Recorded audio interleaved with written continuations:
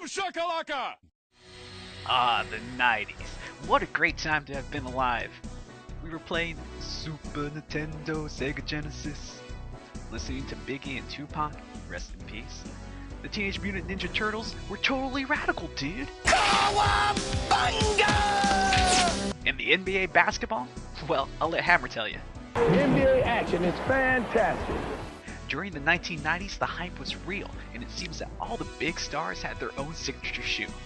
I'm the Smash Justin Simmons, and join me in part 1 of a multi-part series as we take a stroll down memory lane, and we take a look at some signature shoes of the 90s.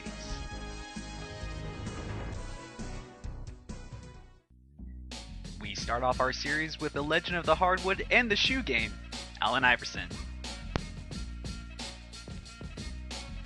A bona fide superstar who took the NBA by storm as a rookie and ended up as a Hall of Famer. Despite his short stature, he could score from anywhere on the court. The diminutive dynamo was pound for pound one of the toughest guys to ever grace the NBA. And along with his relentless pursuit on the court, he also helped usher in the age of hip-hop culture into the association.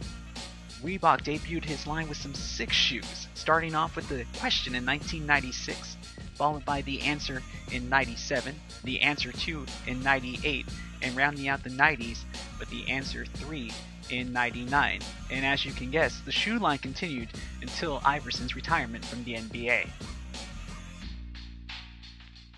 You go from one Hall of Famer to another with Alonzo Mourning. Like Allen Iverson, Mourning came out of Georgetown and made an immediate impact in the NBA. A tenacious, one-man block party, he was a superstar on those fun Charlotte Hornet squads of the early 90s. But it was not until a big money move to the Miami Heat that the big man was given his own signature shoe. The Nike Air Alonzo came out in 1997 and still remains the only signature shoe for Mourning. Here's a fun stat fact: nearly a decade after the shoe's original release, he wore a retroed version during the Heat's 2006. The Mavs still should have won it, and yes, I understand, I'm a homer, NBA championship. We go from a couple of Hall of Famers to a really good player in Antoine Walker.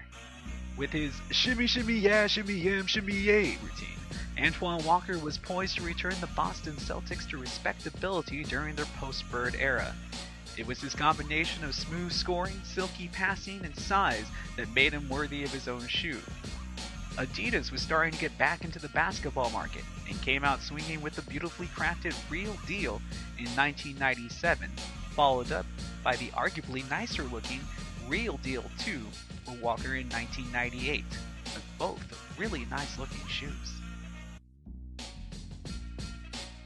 As we come towards the end of our first episode, let's talk about a couple of the more obscure players that had their own signature shoe, starting off with Bobby Hurley. Coming out of college, Hurley's star power was at its peak. An amazing collegiate point guard, he helped lead Duke to back-to-back national championships. The Sacramento Kings took notice of his talent and selected the NCAA all-time assist leader 7th overall in the 1993 NBA draft. However, early in his rookie season, he was involved in a life-threatening car crash. Eventually, he was able to recover for the following season and played in the NBA till 1998. A shoe company named In The Zone, and yes, that was really their name, hedged their bets behind Hurley's talents translating to the pro game. They made him the face of their Foot Locker exclusive brand, with his own shoes simply known as, well, In The Zone. If it wasn't for the car crash, who knows how big Hurley's star and the In The Zone brand would have been.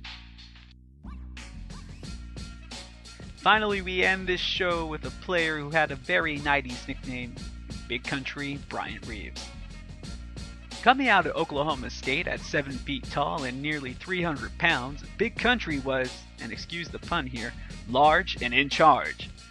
Looking for a solid foundation to build their team upon, he was drafted 6th overall by the expansion Vancouver Grizzlies in the 1995 NBA draft. Big Country had a few productive years in the league, averaging about 17 points and 8 rebounds per in his best season. But weight problems and a string of injuries saw him retire from the league in 2001. Apparently Warner Brothers, yes, the movie company, wanted to get in on that sweet signature shoe explosion of the 1990s.